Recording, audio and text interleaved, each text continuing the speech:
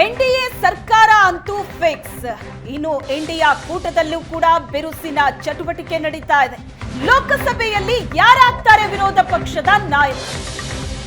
NDA ಸರ್ಕಾರ ರಚನೆ ಆಗೋದಂತೂ fix. ಆ ನಿಟ್ಟಿನಲ್ಲಿ ಸಾಕಷ್ಟು ಬೆಳವಣಿಗೆ ಎನ್ಡಿಎನಲ್ಲೂ ನಡೀತಾ ಇದೆ.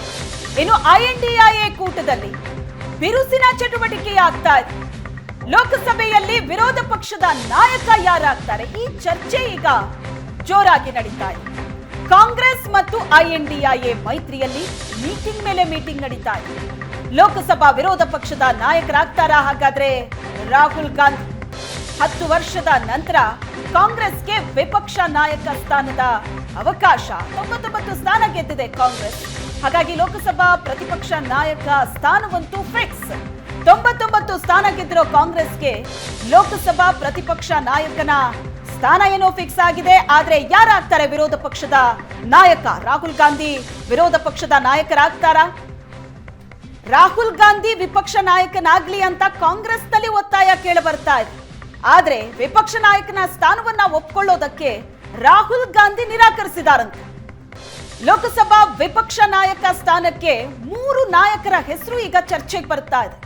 ಆ 3 ನಾಯಕರ ಹೆಸರು ಶಶಿ ತರೂರ್, ಕೆಸಿ ವೇಣುಗೋಪಾಲ್, ಗೌರವ್ ಗೊಗೊಯ್. ಈ 3 ಹೆಸರು ಚರ್ಚೆಯಾಗ್ತಾ ಇದೆ. 3ರಲ್ಲಿ ಒಬ್ರು ಲೋಕಸಭೆ ವಿಪಕ್ಷ ನಾಯಕರಾಗುವಂತಹ ಸಾಧ್ಯತೆ ಇದೆ. ಆದರೆ ಕಾಂಗ್ರೆಸ್ನಲ್ಲಿ ರಾಹುಲ್ ಗಾಂಧಿಯೇ ವಿಪಕ್ಷ ನಾಯಕರಾಗ್ಲಿ ಅನ್ನೋ ಒತ್ತಾಯ ಇದೆ. ಈ ಬಗ್ಗೆ ಹೆಚ್ಚಿನ ಡೀಟೇಲ್ಸ್ ಅನ್ನ ಕೊಡ್ತಾರೆ ದೆಹಲಿಯಿಂದ ಆನಂದ್ ಬೈದನಮನೆ ಮತ್ತು ಮಂಜುನಾಥ್. ಇಬ್ರು ಕೂಡ ನಮ್ಮ ಜೊತೆ ನೇರ ಸಂಪರ್ಕದಲ್ಲಿದ್ದಾರೆ. ಆನಂದ್, ಒಂದ್ ಕಡೆ ಎನ್ಡಿಎನಲ್ಲಿ ಒಂದಷ್ಟು ಬೆಳವಣಿಗೆಗಳಾಗ್ತಾ ಇದ್ರೆ, ಇಂಡಿಯಾ ಒಕ್ಕೂಟದಲ್ಲೂ ಕೂಡ ಒಂದಷ್ಟು ಬೆಳವಣಿಗೆಗಳು, ಬಿರುಸಿನ ಚಟುವಟಿಕೆಗಳಾಗ್ತಾ ಇದೆ. ಗೆಲ್ಲದೇ ಇರಬಹುದು ಇಂಡಿಯಾ ಒಕ್ಕೂಟ, ಆದ್ರೆ ಒಳ್ಳೆ ಪರ್ಫಾರ್ಮ್ ಮಾಡಿದ ಖುಷಿಯಲ್ಲಿದೆ. ಹಾಗಾಗಿ ಈಗ ವಿಪಕ್ಷ ನಾಯಕನ ಸ್ಥಾನ ಯಾರಿಗೆ ಸಿಗತ್ತೆ ಅಂತ ರಾಹುಲ್ ಗಾಂಧಿ ಬೇಡ ಅಂದಿದ್ದಾರಂತೆ. ಏನ್ ಇನ್ಫಾರ್ಮೇಶನ್ ಸಿಗ್ತಾ ಇದೆ? ಶ್ವೇತಾ, ನಿನ್ನೆ ನಡೆದಂಥ ಇಂಡಿಯಾ ನಾಯಕರ ಸಭೆಯಲ್ಲಿ ಬಹಳ ಪ್ರಮುಖವಾಗಿ ಸರ್ಕಾರ ರಚನೆ ಸಂಬಂಧಪಟ್ಟ ಹಾಗೆ ಮತ್ತು ಸರ್ಕಾರ ರಚನೆಯ ನಂತರದಲ್ಲಿ ಆಗ್ತಕ್ಕಂಥ ಬೆಳವಣಿಗೆಗಳು ಇವೆಲ್ಲದರ ಬಗ್ಗೆಯೂ ಕೂಡ ವಿಸ್ತೃತವಾದ ಚರ್ಚೆ ಆಯಿತು. ಸುಮಾರು 2 ಗಂಟೆಗಳ ಕಾಲ ನಡೆದಂಥ ಚರ್ಚೆಯ ಹಂತದಲ್ಲಿ ಸರ್ಕಾರ ರಚನೆಯ ಸಾಧಕ ಬಾಧಕಗಳು ಮತ್ತು ಒಂದೊಮ್ಮೆ ಸರ್ಕಾರ ರಚನೆ ಮಾಡದೇ ಇದ್ದರೆ ಆಗ್ತಕ್ಕಂಥ ರಾಜಕೀಯ ಲೆಕ್ಕಾಚಾರಗಳು ಮತ್ತು ಇದರಿಂದ ಮುಂಬರ್ತಕ್ಕ ದಿನಗಳಲ್ಲಿ ಬೇರೆ ಬೇರೆ ರಾಜ್ಯಗಳಲ್ಲಿ ಆಗ್ತಕ್ಕಂಥ ಪರಿಣಾಮಗಳು, ನಾಯಕತ್ವದಲ್ಲಿ ಆಗ್ತಕ್ಕಂಥ ಒಂದಷ್ಟು ವ್ಯತ್ಯಾಸಗಳು, ಇವೆಲ್ಲದರ ಬಗ್ಗೆಯೂ ಕೂಡ ಸುದೀರ್ಘವಾಗಿರ್ತಕ್ಕಂಥ ಚರ್ಚೆಗಳಾಗಿದೆ. ಈಗ ಎನ್ಡಿಎ ಒಕ್ಕೂಟದ ನಾಯಕರೆಲ್ಲರೂ ಕೂಡ ಪ್ರಧಾನಿ ನರೇಂದ್ರ ಮೋದಿ ಅವರ ನೇತೃತ್ವದಲ್ಲಿ ಸರ್ಕಾರ ರಚನೆ ಮಾಡಬೇಕು ಅನ್ನೋ ನಿರ್ಧಾರ ತೆಗೆದುಕೊಂಡು ಅದಕ್ಕೆ ಪೂರಕವಾಗಿರ್ತಕ್ಕಂಥ ಬೆಳವಣಿಗೆಯಲ್ಲಿ ನಿರತರಾಗಿರುವಂತಹ ಹಿನ್ನೆಲೆಯಲ್ಲಿ ಇಂಡಿಯಾ ಒಕ್ಕೂಟದ ನಾಯಕರು ಕೂಡ ಈ ಬಗ್ಗೆ ಚರ್ಚೆ ಮಾಡಿದರು. ಒಂದೊಮ್ಮೆ ಎನ್ಡಿಎ ಸರ್ಕಾರ ರಚನೆ ಮಾಡುವ ಸಂದರ್ಭದಲ್ಲಿ ಪ್ರತಿಪಕ್ಷವಾಗಿ ನಾವು ನಮ್ಮ ಕೆಲಸವನ್ನು ಹೇಗೆ ಮಾಡಬೇಕು ಅನ್ನೋದ್ರ ಬಗ್ಗೆಯೂ ಕೂಡ ಚರ್ಚೆ ಆಯಿತು. ಅಂತಿಮವಾಗಿ ಎಲ್ಲರೂ ಕೂಡ ಒಗ್ಗಟ್ಟಿನಿಂದ ಇಂಡಿಯಾ ಒಕ್ಕೂಟದ ನಾಯಕರು ಸೈದ್ಧಾಂತಿಕವಾಗಿ ಬಿಜೆಪಿ ವಿರುದ್ಧ ಹೋರಾಟ ಮಾಡಬೇಕು ಅನ್ನೋ ನಿರ್ಧಾರವನ್ನು ಒಂದು ಕಡೆ ತೆಗೆದುಕೊಂಡಿದ್ದಾರೆ. ಇನ್ನೊಂದು ಕಡೆ ಸದನದ ಒಳಗಡೆ ಹೇಗಿರಬೇಕು ಅನ್ನೋದ್ರ ಬಗ್ಗೆಯೂ ಕೂಡ ವಿಸ್ತೃತವಾದ ಚರ್ಚೆ ಆಯಿತು. ಅಂತಿಮವಾಗಿ ಯಾರು ಪ್ರತಿಪಕ್ಷ ನಾಯಕರಾಗಬೇಕು ಅನ್ನುವಂಥ ಚರ್ಚೆಗಳು ಆಯಿತು. ಈಗಾಗಲೇ ಹಿಂದೆ ಪ್ರತಿಪಕ್ಷ ನಾಯಕರಾಗಿದ್ದಂಥ ಅಧೀರ್ ರಂಜನ್ ಚೌಧರಿ ಅವರು ಪಶ್ಚಿಮ ಬಂಗಾಳದಲ್ಲಿ ಈಗಾಗಲೇ ಸೋತಿರುವಂಥ ಕಾರಣಕ್ಕಾಗಿ ಅವರ ಬದಲಾಗಿ ಯಾರಿಗೆ ಅವಕಾಶ ಕೊಡಬೇಕು ಅನ್ನೋದ್ರ ಬಗ್ಗೆ ಚರ್ಚೆ ಆದಾಗ ಸಹಜವಾಗಿಯೇ 2-3 ಹೆಸರುಗಳ ಬಗ್ಗೆ ಚರ್ಚೆ ಆಯಿತು. ಮುಖ್ಯವಾಗಿ ರಾಹುಲ್ ಗಾಂಧಿ ಅವರು ಈಗ ಸರ್ಕಾರ ರಚನೆಯ ಭಾಗವಾಗಿ ಈಗ ಮುಂಬರುವ ದಿನಗಳಲ್ಲಿ ಒಂದು ಸ್ಪಷ್ಟವಾದ ನಿರ್ಧಾರ ತೆಗೆದುಕೊಳ್ಳಲಿಕ್ಕೆ ಎಲ್ಲ ರೀತಿಯ ಪ್ರಯತ್ನಗಳನ್ನು ಮಾಡ್ತಾ ಇರುವಂಥ ಕಾರಣಕ್ಕಾಗಿ ಸರ್ಕಾರವನ್ನು ಎದುರಿಸ್ತಕ್ಕಂಥ ಸಾಮರ್ಥ್ಯ ಅವರೂ ಕೂಡ ಬರಲಿ. ಹಾಗಾಗಿ ರಾಹುಲ್ ಗಾಂಧಿ ಅವರು ಪ್ರತಿಪಕ್ಷ ನಾಯಕರಾಗಲಿ ಅಂತಕ್ಕಂಥ ಒಂದು ಅಭಿಪ್ರಾಯಗಳು ಕೂಡ ಸಭೆಯಲ್ಲಿ ವ್ಯಕ್ತವಾಯಿತು.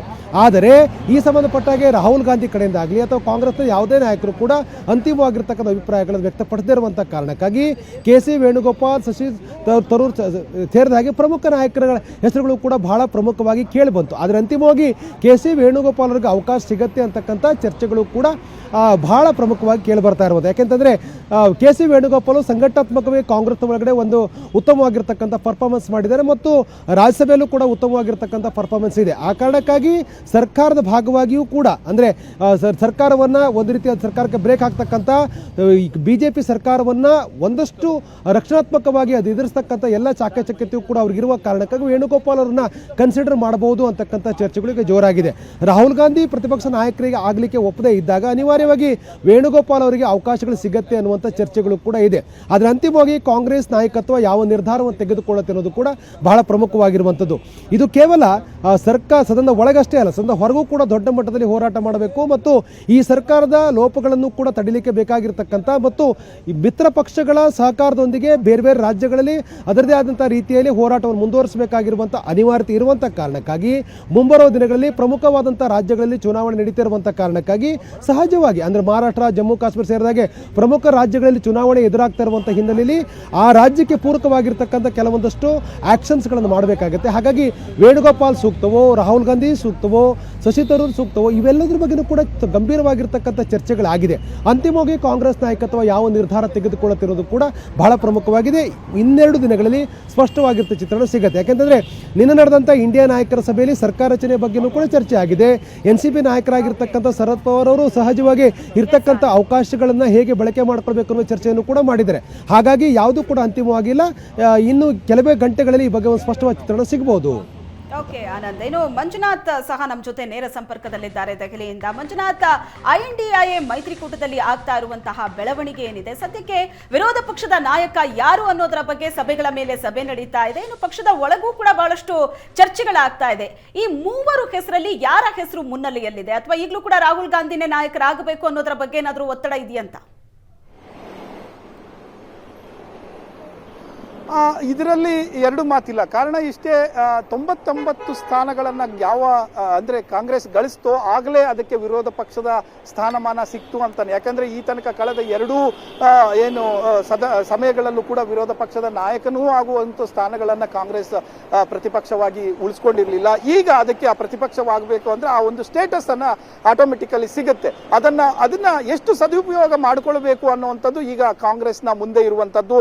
ಈ ಸದುಪಯೋಗ ಎಲ್ಲಿಯ ತನಕ ಹೋಗಬೇಕು ಅಂದ್ರೆ ಮುಂದಿನ 5 ವರ್ಷಗಳ ತನಕ ಇದರ ಸದುಪಯೋಗ ಆಗಬೇಕು. ಅದರ ಜೊತೆಗೆ ಪ್ರಮುಖವಾಗಿ ದೇಶದ ವಿವಿಧ ರಾಜ್ಯಗಳಲ್ಲಿ ಕಾಂಗ್ರೆಸ್ ಅನ್ನ ಬಲಗೊಳ್ಳಬೇಕಾದ್ರೆ ಈಗ ಪ್ರತಿಪಕ್ಷದ ನಾಯಕನ ಸ್ಥಾನ ಬಹಳ ಮುಖ್ಯ ಆಗಿರುತ್ತೆ.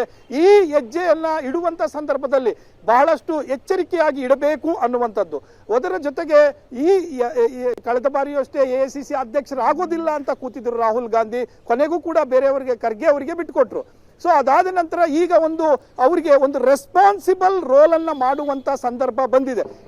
ಇಡೀ ಇಲ್ಲಿಯ ತನಕ ರಾಹುಲ್ ಗಾಂಧಿ ಅವರ ಒಂದು ರಾಜಕೀಯ ಹಾದಿಯನ್ನ ನಾವು ನೋಡ್ಕೊಂಡು ಬಂದಂತ ಸಂದರ್ಭದಲ್ಲಿ ಅವರು ಯಾವುದೇ ಕಾರಣಕ್ಕೂ ಕೂಡ ಇಂಥ ರೆಸ್ಪಾನ್ಸಿಬಲ್ ಅಂದ್ರೆ ಸರ್ಕಾರದ ಒಳಗಡೆ ಹೋಗಿ ರೆಸ್ಪಾನ್ಸಿಬಲ್ ರೋಲ್ ಮಾಡಿಲ್ಲ. ಅವರು ಪಕ್ಷದಲ್ಲಿ ಮಾಡಿದ್ದಾರೆ, ಅಧ್ಯಕ್ಷರಾಗಿದ್ದಾರೆ, ದೇಶ ಸುತ್ತಿದ್ದಾರೆ, ಪಕ್ಷಕ್ಕೋಸ್ಕರ 2 ಯಾತ್ರೆಗಳನ್ನ, ನ್ಯಾಯ ಯಾತ್ರೆ ಇರಬಹುದು ಅಥವಾ ಭಾರತ್ ಜೋಡೋ ಇರಬಹುದು, ಇದೆಲ್ಲವನ್ನು ಕೂಡ ಮಾಡಿದ್ದಾರೆ. ಈ ಎಲ್ಲವನ್ನೂ ಮಾಡಿದಂತ ರಾಹುಲ್ ಗಾಂಧಿ ನಾಯಕನಾದ್ರೆ ಅವರ ಅನುಭವಕ್ಕೆ ಇದು ಹೆಚ್ಚು ಸಹಾಯ ಆಗುತ್ತೆ ಅನ್ನುವಂಥದ್ದು ರಾಹುಲ್ ಗಾಂಧಿ ಫಾಲೋಯರ್ಸು ಮತ್ತೆ ಕೆಲವು ಹಿರಿಯ ಕಾಂಗ್ರೆಸ್ ನಾಯಕರ ಅಭಿಪ್ರಾಯ. ಯಾಕಂದ್ರೆ ಇದನ್ನ ಮುಂದುವರಿಸಿಕೊಂಡು ಹೋಗ್ಬೇಕಂದ್ರೆ ಒಂದು ರೆಸ್ಪಾನ್ಸಿಬಲ್ ರೋಲ್ ಅನ್ನ ಫಸ್ಟ್ ಟೈಮ್ ರಾಹುಲ್ ಗಾಂಧಿ ಅವರು ಮಾಡಿದ್ದೇ ಆದ್ರೆ ಮೋದಿ ಅವರಿಗೆ ಲೋಕಸಭೆಯಲ್ಲಿ ಟಕ್ಕರ್ ಕೊಡಬೇಕು ಅಂದ್ರೆ ಒಂದು ಯುವ ನಾಯಕತ್ವದ ರೀತಿಯಲ್ಲಿ ಐಕಾನ್ ಆಗಿ ಕಾಂಗ್ರೆಸ್ ಏನ್ ನೋಡ್ತಾ ಇದೆ ಅದನ್ನ ಮುಂದುವರಿಸಿಕೊಂಡು ಹೋಗ್ಬೇಕು ಅಂದ್ರೆ ರಾಹುಲ್ ಗಾಂಧಿ ಬರಬೇಕು, ಅವರು ಲೋಕಸಭಾ ಅಖಾಡದಲ್ಲಿ ಇರಬೇಕು ಅನ್ನುವಂಥದ್ದು. ಯಾಕೆ ಅಂತಂದ್ರೆ ಮುಂದೆ ಅವರು ಪ್ರಧಾನಿ ಅಭ್ಯರ್ಥಿ ಈ ರೀತಿಯಾಗಿ ಕಾಂಗ್ರೆಸ್ನಲ್ಲಿ ಬಿಂಬಿತ ಆಗಿರುವಂತದ್ದು. ಹಾಗಾಗಿ ಒಂದು ಅಪೋಸಿಷನ್ ರೋಲ್ ಅನ್ನ ಮಾಡಿದ್ರೆ ಮುಂದೆ ಪರಿಪೂರ್ಣ ನಾಯಕರಾಗಲಿಕ್ಕೆ ಇದು ಬಹಳಷ್ಟು ಹೆಲ್ಪ್ ಆಗುತ್ತೆ ಅನ್ನುವಂಥದ್ದು ಹಿರಿಯ ಕಾಂಗ್ರೆಸ್ಸಿಗರ ಲೆಕ್ಕಾಚಾರ.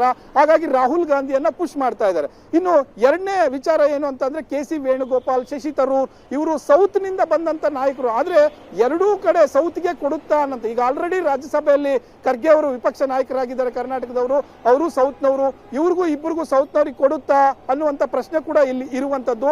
ಅದೇ ರೀತಿ ಇನ್ನೊಂದು ಗೊಗ್ಗಾಯ್ ಅವರ ಹೆಸರು ಕೇಳಿ ಬರ್ತಾ ಇದೆ. ಅವರು ಏನು ಅಂತ ಅಂದ್ರೆ ಕಳೆದ ಬಾರಿ ಮೋದಿ ವಿರುದ್ಧ ವಿಶ್ವಾಸ ಮತವನ್ನ ಮಂಡಿಸುವಂತ ಸಂದರ್ಭದಲ್ಲಿ ಪ್ರಮುಖ ಪಾತ್ರವನ್ನು ಮಂಡನೆ ಮಾಡಿ ನಿಮ್ಮಿಂದ ಒಂದಷ್ಟು ಡೀಟೇಲ್ಸ್ ಅನ್ನ ತಗೋತೀನಿ. ಒಂದು ಚಿಕ್ಕ ಬ್ರೇಕ್ ನ ಸಮಯ ಆಗ್ತಾ ಇದೆ. ಬ್ರೇಕ್ ನ ನಂತರ ದೆಹಲಿಯಲ್ಲಿ ಏನೆಲ್ಲ ಬೆಳವಣಿಗೆಗಳಾಗ್ತಾ ಇದೆ ಅನ್ನೋದರ ಬಗ್ಗೆ ಮತ್ತಷ್ಟು ಅಪ್ಡೇಟ್ಸ್ ಅನ್ನ ಕೊಡ್ತೀನಿ.